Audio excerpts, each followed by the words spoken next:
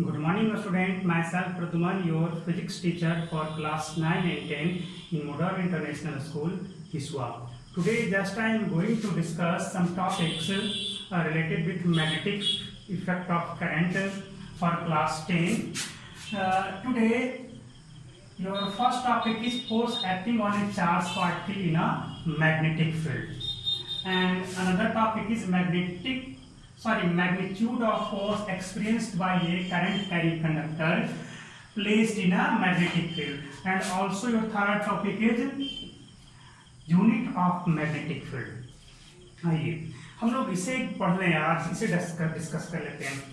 अब previous class में जो पढ़ा, in previous classes just I explain you direction of magnetic field, just I explain you about the direction of magnetic field with the help of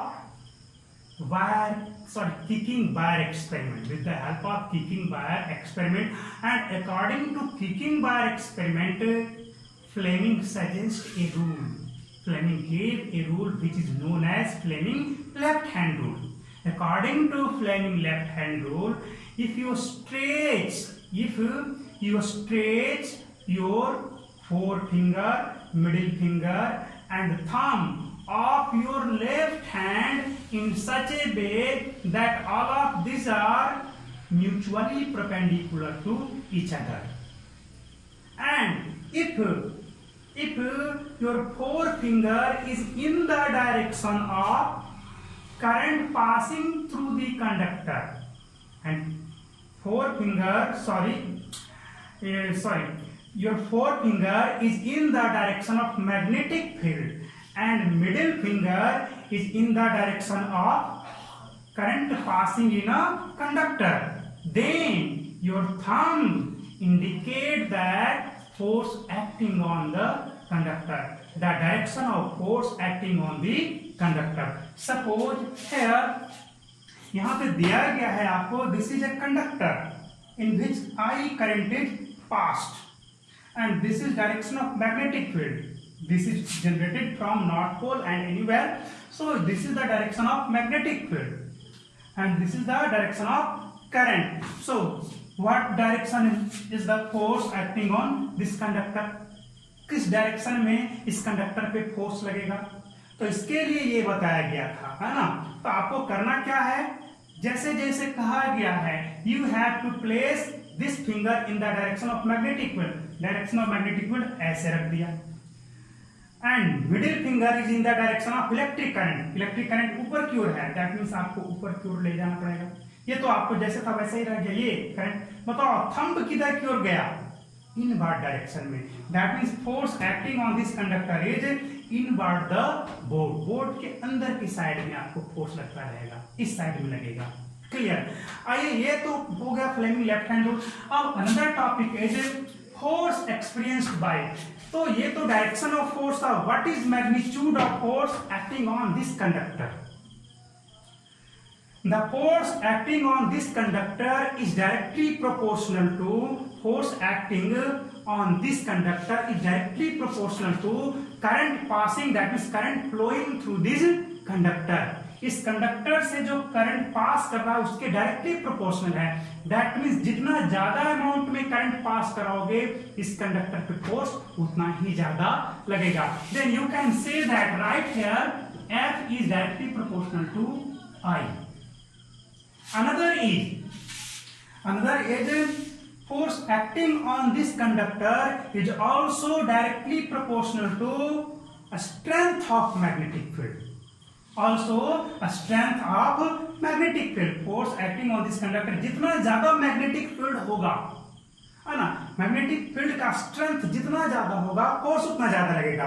खुद सोचो ना कि जितना ज्यादा ताकतवर मैग्नेट होता है उतना ही ज्यादा अट्रैक्शन और रिपल्सन वो कॉज करता है.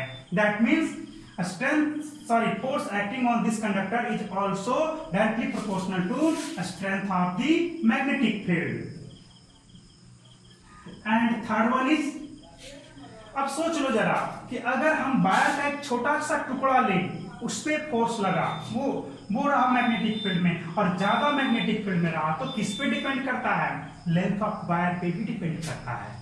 जितना ज्यादा लेंथ आपको मैग्नेटिक फील्ड में रहेगा उतना ज्यादा फोर्स लगेगा। बिल्कुल, है ना, बिल्कुल ये एकदम ये सच है। जितना ज्यादा लेंथ मैग्नेटिक फील्ड में रहेगा उतना ही ज्यादा फोर्स लगेगा। That means the force acting on this conductor is directly proportional to the length linked with the magnetic field। इस मैग्नेटिक फील्ड से कितना लेंथ इसका जुड़ा हुआ है उसके डायरेक्टली प्रोपोर्शनल है। जितना ज्यादा लेंथ इसमें लिंक करेगा उतना ही ज्यादा। That means third is F directly proportional to length of the conductor। B stand for magnetic field, strength of magnetic field, I stand for current passing through the conductor, and L is length of the conductor। So you combine all of these three relations, so F is directly proportional to ILB। हालांकि होता है ILB sin theta होता है, जो आगे की class में आपको पढ़ना होगा।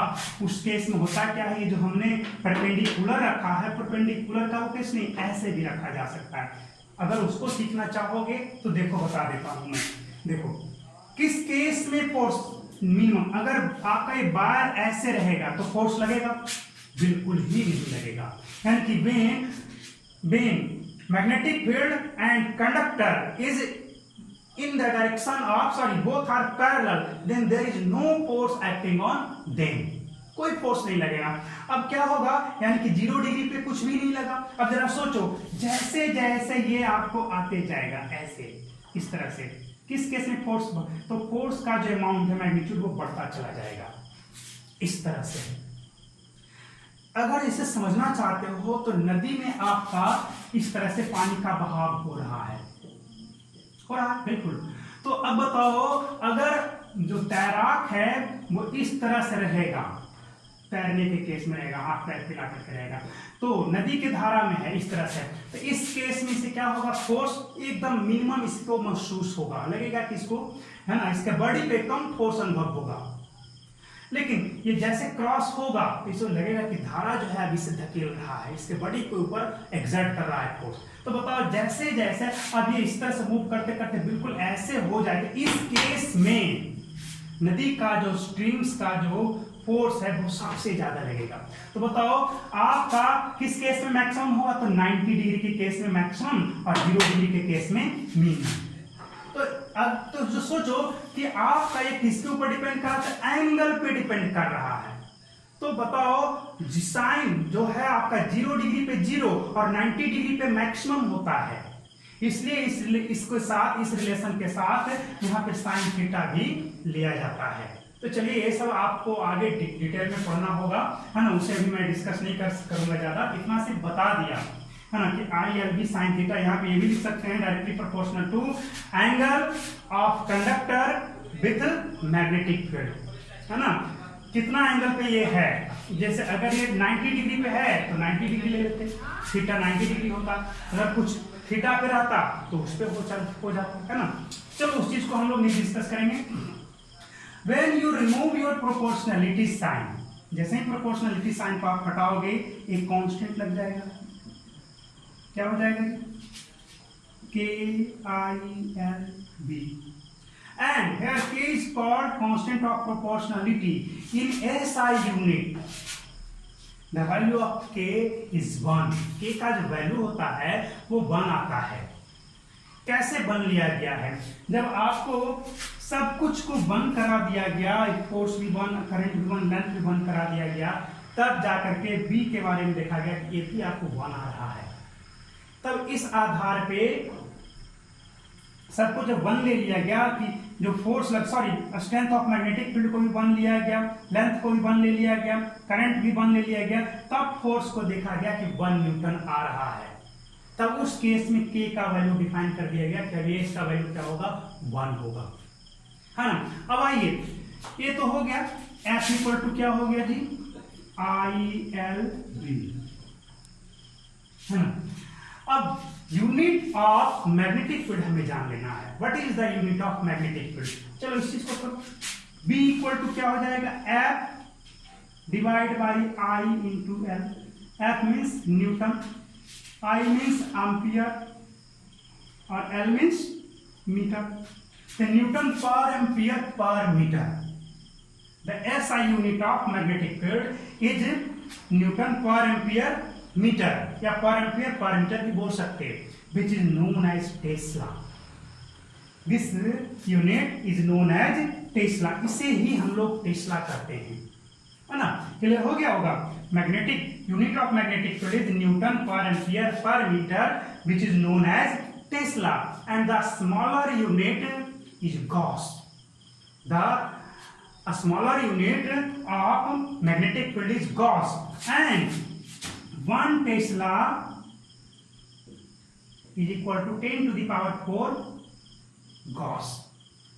Gauss बहुत ही छोटा यूनिट है ना?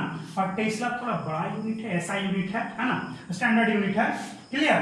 तो यहां तक तो हमने इस टॉपिक को क्लियर कर लिया। सेकेंड टॉपिक को, फर्स्ट टॉपिक पर आ जाओ। सोचने की बात है कि when current is passing through this conductor, क्या इसमें से इलेक्ट्रॉन पास कर रहा था तभी ना करंट पास कर रहा था? एकदम बिल्कुल सही। When current is passing in this conductor, then electron charge is also passing in this conductor. Charge तो रेस्ट में नहीं है। When current is stopped, current इससे पास नहीं करेगा, then there is no any force acting on this conductor. That means charge जब आपका rest में आ गया तब कोई फोर्स नहीं लगा। फोर्स किसमें लग रहा था? इसमें। जब चार्ज मूव कर रहा था तभी ना, चार्ज मूव कर रहा था, अभी भी तो चार्ज है। इसका मतलब ये तो नहीं है कि चार्ज जब हमने करंट पास कराना छोड़ दिया तो इस वायर में से जो इलेक्ट्रॉन थे वो समाप्त हो गए। वो अभी भी इलेक्ट्रॉन है, उसमें इलेक्ट्रॉन अभी भी है। जब करंट पास नहीं कर रहा तब भी इलेक्ट्रॉन है, पास कर रहा तब भी है। पास कर रहे हैं तो मूविंग इलेक्ट्रॉन हो गए, और ऐसा रेस्ट में है। When there is no any current, then there is no any force acting on this conductor. That means only moving charge experience a force in a magnetic field. Clear हो जाना चाहिए इस चीज को। अब आइए इस चीज को और थोड़ा सा समझे। अब आइए अगर हम चार्ज पार्टिकल की बात करें कि इस चार्ज पार्टिकल पर कितना फोर्स लग रहा होगा। हम अगर इंडिविजुअल चार्ज पार्टिकल के बारे में बात करें कि अगर कोई चार्ज पार्टिकल है v वेलोसिटी से मूव कर रहा है तो उस पर फोर्स का कैसे हम मैग्नीट्यूड फाइंड आउट करेंगे। तो चलो इसी से हम उसके बारे में भी पता कर लेंगे। देखिए force acting on the conductor क्या हो गया जी? F equal to I into L into B, है ना? F equal to I into L into B. देखो तो for charge particle F equal to I L B। I क्या होता है? Q बाई T होता है, और into L into B. Q into L by T into B. L by T क्या होता है जी? Length by time is velocity. Length by time is velocity. That means QVB. Force acting on a charged particle is F equal to QVB. चलिए एक important term इसमें हमें सीखना है। इसमें बहुत ही इंपॉर्टेंट टर्म है। Force acting on a charged particle in a magnetic field. Suppose a charged particle is moving from north to south. A charged particle is moving from north to south, and a strength of magnetic field is from east to west. Find the force acting on this charged particle. ऐसा कहा जा सकता है। ये question ही wrong हो गया। कैसे? क्योंकि आपको चार्ज तो बोल दिया गया, बट इसे स्पेसिफाई नहीं किया गया कि यहाँ पे पॉजिटिव चार्ज है या निगेटिव चार्ज है।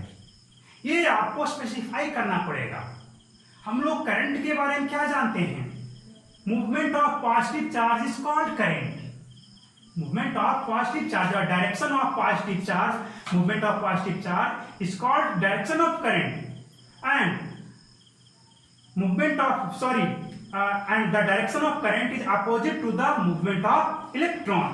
अगर यहाँ पे हम बात करें कि suppose an electron is moving from north to south, चलो इस चीज को देखो।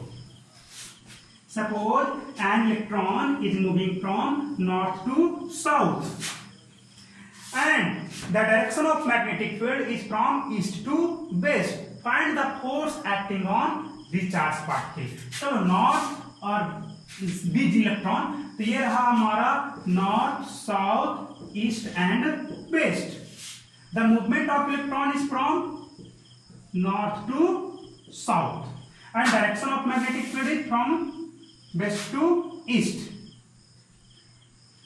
This is the direction. बताओ फोर्स किधर की ओर लगेगा? मैग्नेटिक फील्ड हमारा ऐसे है, इस तरह से है हमेशा, इसी में इलेक्ट्रॉन आपका मूव कर रहा है। बताओ कैसे? नॉर्थ से साउथ में, तो किधर की ओर फोर्स लगेगा?